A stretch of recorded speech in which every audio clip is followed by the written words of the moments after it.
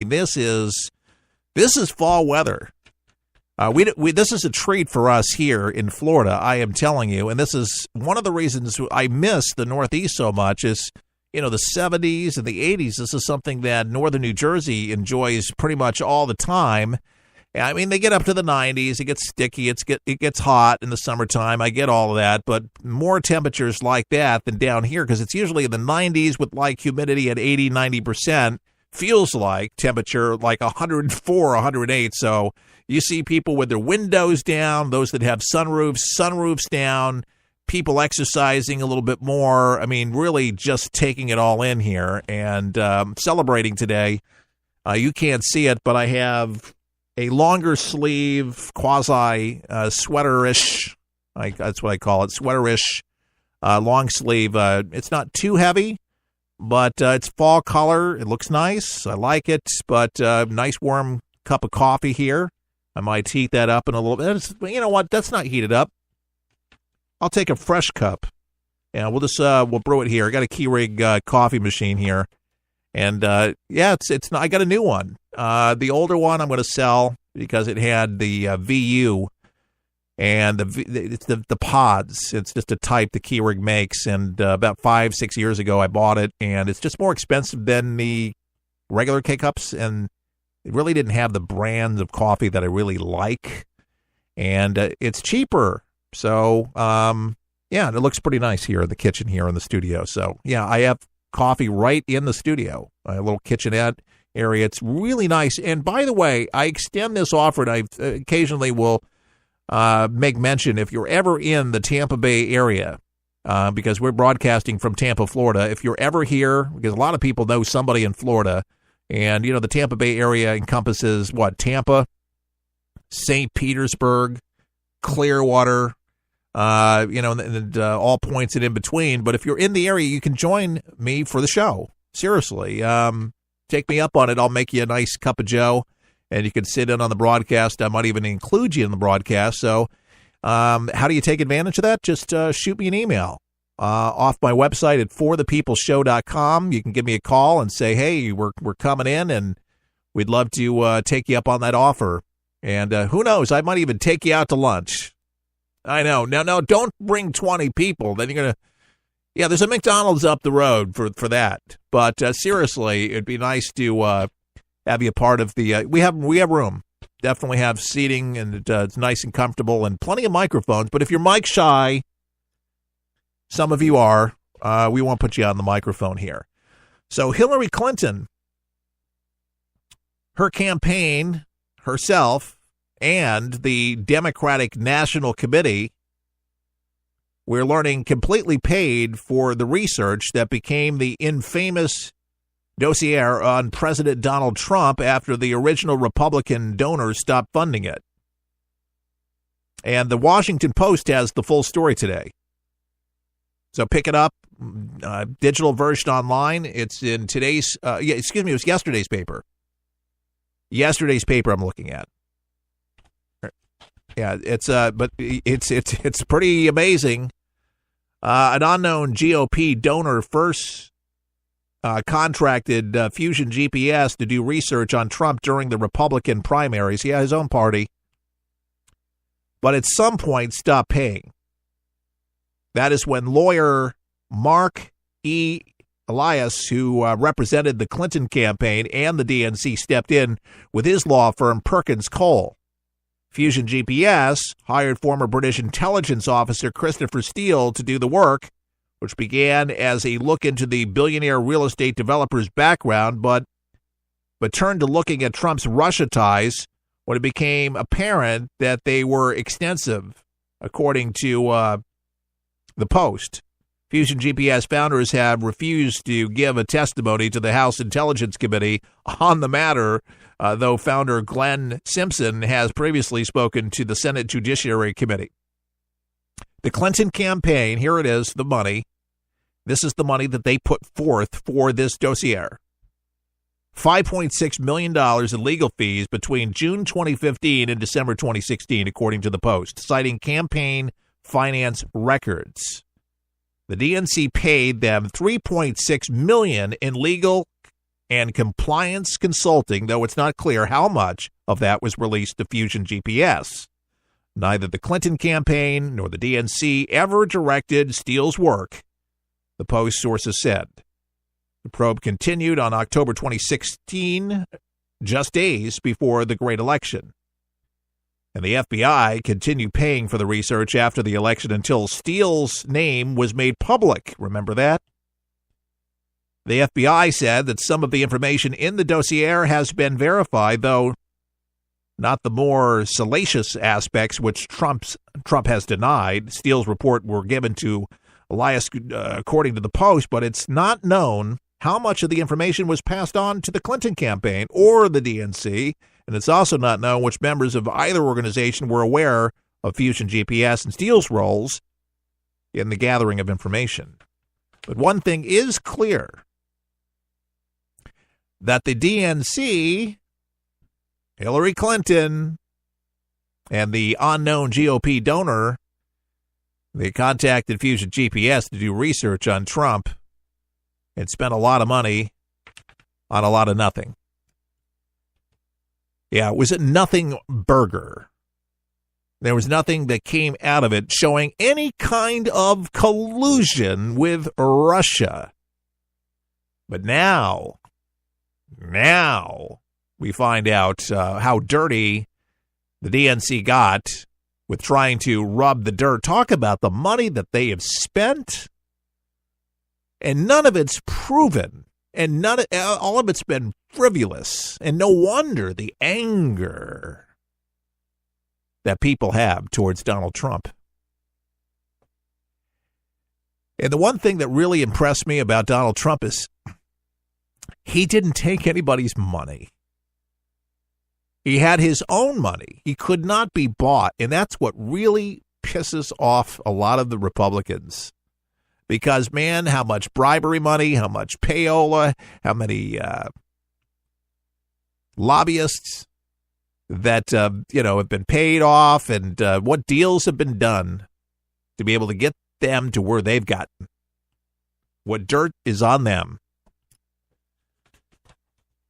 It's just amazing, the release of this information. But, this is unscathed. Because whether it's the uranium, and that deal is really a bad deal, clearly 20% of our uranium, 20% is in the hands, if you will, of the Russians. They control it. They've been given that. They weren't stopped. They were given that by Clinton and Obama, talking about the sellout of America and a valuable, don't you think, resource that they're able to control. And, of course, Hillary Clinton, she could care less. She always has some snarl remark to make. She always has something to say.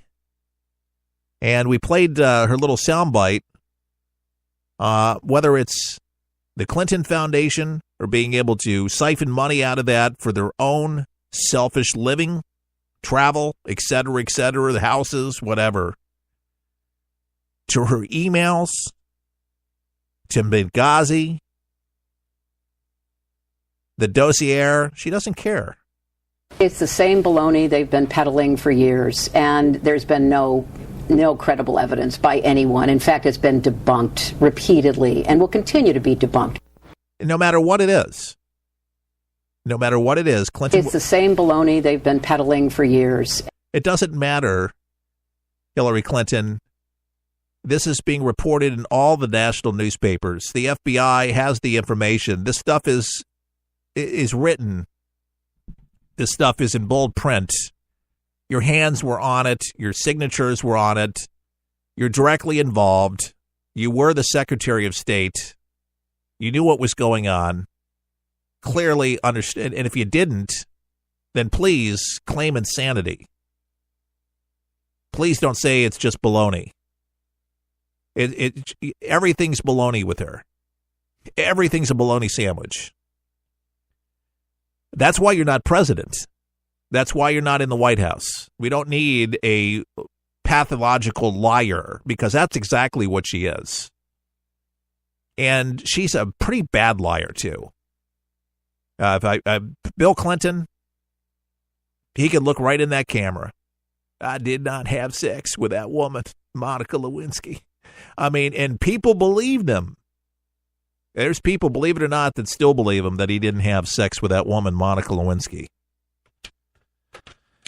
It's amazing how these things kind of stick and never, ever go away. No pun intended whatsoever, but none of this surprises me. This is just Clinton Cash and all the magazines, Peter Schweitzer and all the books, all that stuff's baloney. Nothing's been proven. No, it's been proven that you're crooks. It's been proven that you've siphoned money out of your own foundation. And it's been proven that the money's dried up because people don't believe, they don't trust anymore, and you don't have the gold standard anymore. You know who has the gold standard in foundations? It's Rosalind Carter and Jimmy Carter, that they've never taken a dime out for any travels, personal. They've never built a house off it, never gained personally from it. They always gave back. What you do is you always empty out the coffers for your own selfish ambition. You don't help other people. You help yourselves. And anybody else around you, like this Dossier that you've given money out to and has dumped a fortune into that money, imagine if you took that money and actually used it for something to help America instead of hurt the country. Because if you can't win fairly, you got to make up something like the fake news network. I tell you what, the DNC is low. No wonder why they really try to pin something with collusion with Vladimir Putin. And now it really becomes very apparent now, really more than ever. Remember that opportunity before the second election where Vladimir Putin was on a microphone with Barack Hussein Obama, and Obama kind of leaned in to Vladimir and said that we'll have some more latitude and we'll be able to do more things after the election. Okay? And that's about the time the uranium deal was really taking root. That quite possibly could have been. Yeah, we'll let you have that deal. What did we get from it? That would be interesting to find out. Well, there's an investigation, and there will be probably you'll probably have hearings. I mean, that's a national security issue. That's a vital issue. I don't think that's going to go away. Possibly her emails eventually, and that's still really... There's still to review thousands of more emails. But what's worse? Our uranium? Look up uranium. You don't want that falling into any hands, and especially our reserves. But dear God, that's the case. You know, Christians don't have it so nice in North Korea. There's a 55-year-old Chow Kowenskak, if I'm pronouncing his last name correctly, is very lucky to have escaped. He's a 55-year-old, and he managed to escape from the work camp where he was sent after being targeted and persecuted by the government for his Christian faith.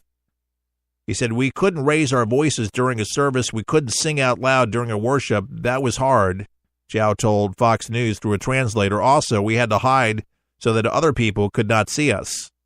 Despite having to hide his faith in plain sight while living in the province there in Hamyang, Zhao was still compelled to bring religion to others when he started an underground church. He says there were about 9 people, he said. I couldn't do mission work because we had to keep it secret that we had a church. If that information had leaked, we could have faced the death penalty.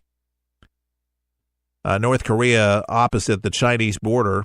They're showing a picture here. They say many Christians in North Korea are sent to prison camps where they are tortured for their faith. North Korea is officially an atheist